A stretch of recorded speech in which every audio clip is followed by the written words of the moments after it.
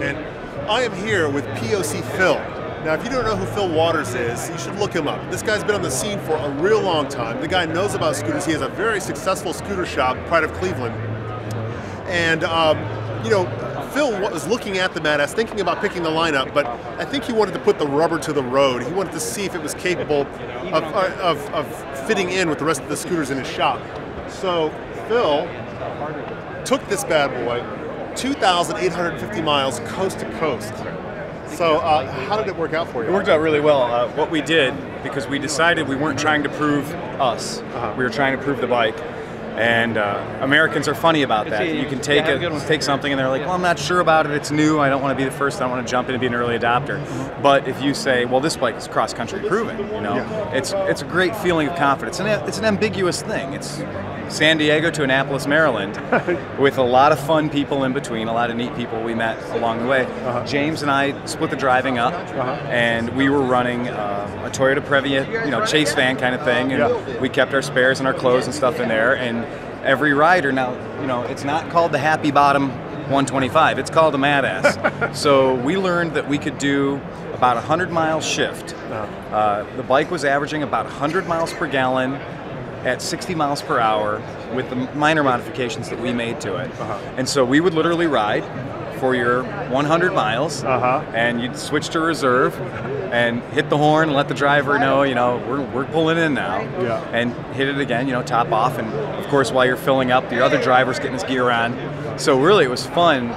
One of the things that was neat is the bike really got hammered on. I mean, I come off, you go, get on, go, go, go, go, go. Wow. So the bike ran very well. We had a flat tire, which, you know, we caught a nail, you know. Everything else, though, the bike just ran perfectly well. You'll notice that there's no oil cooler on this one. So we had originally fitted it with an oil cooler, a four-rail oil cooler that we thought was just going to help us out for the duration run, because we were doing it all at 60 miles an hour. Right. The company that provided the oil cooler to us, well, it didn't last. So we lost we were losing oil pretty quickly. And roadside repair, we chucked the oil cooler off, went back to the stock system, and it worked great. You know, 3,000 miles on the bike. And remember, it's not just 3,000 miles of the journey, but every city we'd stop in between, we'd have a good time in the city. We'd go out and travel with the local scooter guys.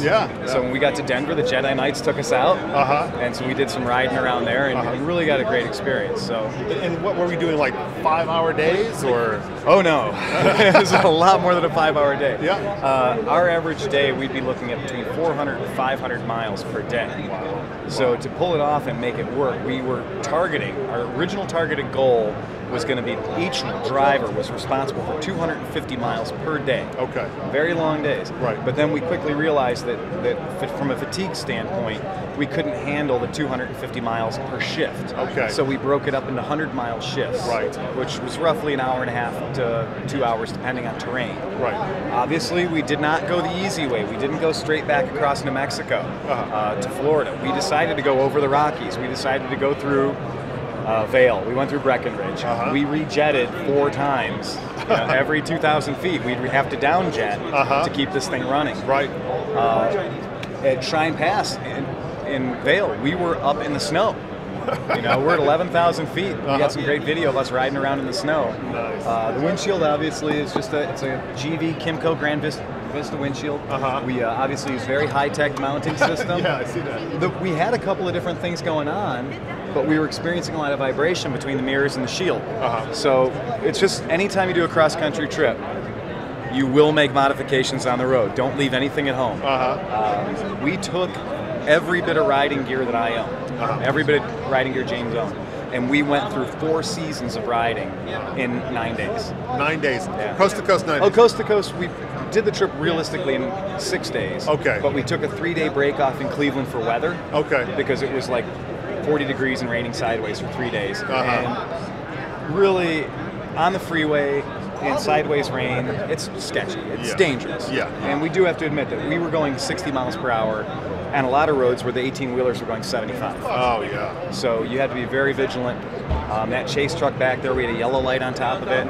to protect us from these diesels that are just hammering down on you all day long. Right. So, yeah, like not normally a touring bike. No, but and that's capable. the idea. That's what makes it fun, right? Yeah. Anybody, I've done cross country on big motorcycles several times. I've done long distances on 200cc scooters several times. Yeah.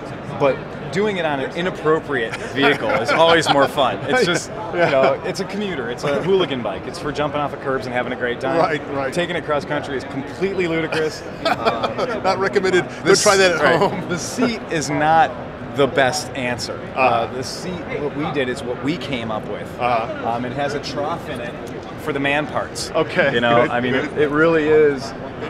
This has changed like 20 times throughout the course of the trip, where each one of us was just like, I can't take it anymore. And we'd pull off the side of the road and work on it. And every night in the hotel, we'd be sitting there working on the seat, trying to make the seat better. And we'd change the handlebar angle. There's a lot of things. The bike's very versatile. Right. So we were altering the handlebar angle, changing a lot of stuff with that. The risers are interchangeable too. You can change the height angle for the risers too. So it really does work out as being a pretty versatile bike for us. And no major malfunctions? No, like we said, we had an oil cooler that was an aftermarket accessory that ended up leaking. We wish we would have known that. We really only got to put about 400 miles on the bike before we did the trip. Okay. We took it to a Columbus scooter rally and rode it there in its stock configuration to find out what its parameters were. Yeah.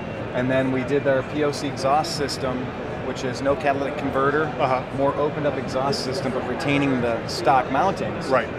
And that was the biggest thing.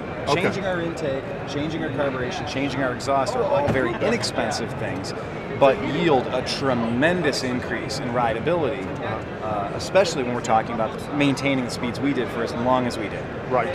So, and we didn't suffer the fuel economy loss that we thought we would, because we were consistent. Yeah. We were consistent, we were somewhat aerodynamic.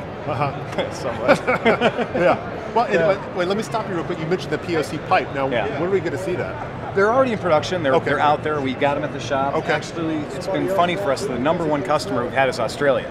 Oh, wow. So Australians are buying these things like crazy. I had no idea they sold as many Mad Asses as they did in Australia. Wow. But we've had a great number of them, and it's a $300 unit. And so we ship them to Australia, and these guys are paying an extra $80, $90 in shipping. Yeah. So they like it. Yeah. The pipe is 100% made in Cleveland, Ohio. Cool. It's all stainless. The craftsmanship is great because it mounts completely using the original mounting points. Okay. So you don't have to change your taillights. You don't have to change anything about your motorcycle. It stays the same. Okay. It's completely stock application, except obviously now you're going to want to get a little more gas in there. You want to get a little bigger carburetor in there. Yeah. And obviously it's a tone issue too. It's not as loud.